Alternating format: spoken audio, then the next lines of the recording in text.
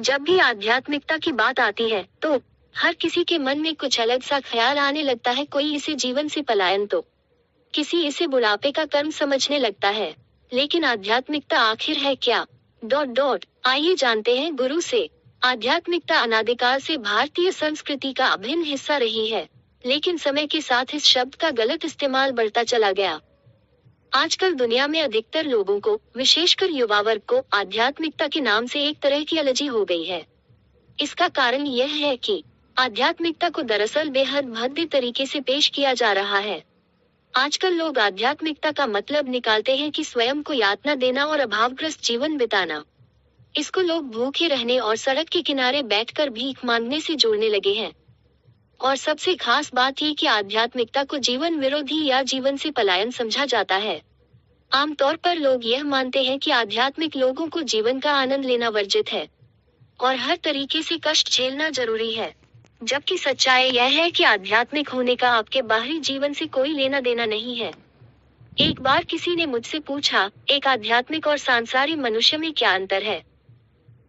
मेरा सहज जवाब था, एक सांसारिक मनुष्य केवल अपना भोजन कमाता है, बाकी सब कुछ जैसे खुशी, शांति और प्रेम, आनंद के लिए उसे दूसरों की भीख पर निर्भर रहना पड़ता है। इसके विपरीत एक आध्यात्मिक व्यक्ति अपनी शांति, प्रेम और खुशी सब कुछ खुद कमाता है और केवल भोजन के लिए दूसरों पर निर्भर रहता है। लेकिन अगर वह चाहे तो अपना भोजन भी कमा सकता है। आध्यात्मिकता का किसी धर्म, संप्रदाय, फिलॉसफी या मत से कोई लेना देना नहीं है। आप अपने अंदर से कैसे हैं, आध्यात्मिकता इसके बारे में है। एक बार किसी ने मुझसे पूछा, एक आध्यात्मिक और सांसारिक मनुष्य में क्या अंतर है? मेरा सहज जवाब था, एक सांसारिक मनुष्य केवल अपना भोजन कमाता है, बाकी सब कुछ जैसे खुशी, शांति और प्रेम, आनंद के लिए उसे दूसरों की भीख पर निर्भर रहना पड़ता है। आइए थोड़ा और गहराई से समझते हैं कि आध्यात्मिकता का अर्थ किसी धर्म, संप्रदाय, फिलॉसफी या मत से कोई लेना देना नहीं है। आप अपने अंदर से कैसे हैं, आध्यात्मिकता इसके बारे में है। एक बार किसी ने मुझसे पूछा, एक आध्यात्मिक और सांसारिक मनुष्य में क्या अंतर है?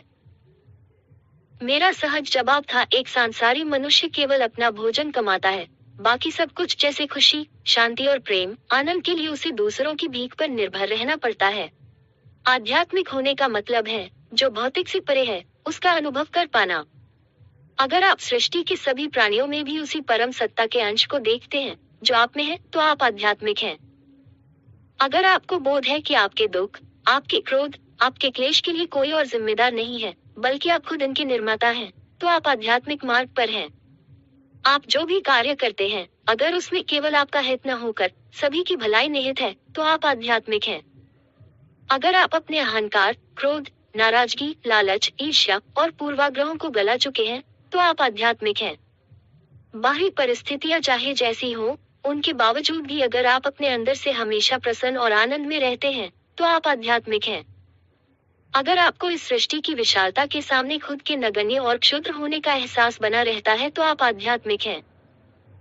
आपके पास अभी जो कुछ भी है, उसके लिए अगर आप सृष्टि या किसी परम सत्ता के प्रति कृतज्ञता महसूस करते हैं, तो आप आध्यात्मिकता की ओर बढ़ रहे हैं। अगर आप में केवल स्वजनों के प्रति ही नहीं, बल्कि सभी लोगों के लिए प्रेम उमड़ता है, तो आप आध्यात्मिक हैं। आपके अंदर अगर सृष्टि के सभी प्राणियों के लिए करुणा फूट रही है, तो आप आध्यात्मिक हैं। आध्यात्मिक होने का अर्थ है कि आप अपने अनुभव के धरातल पर जानते हैं कि मैं स्वयं अपने आनंद का स्रोत हूँ। आध्यात्मिकता कोई ऐसी चीज नहीं है जो आप मंदिर, मस्जिद या चर्च में करते हैं। ये केवल आपके अंदर ही घटित हो सकती है। आध्यात्मिक प्रक्रिया ऊपर या नीचे देखने के बारे में नहीं है।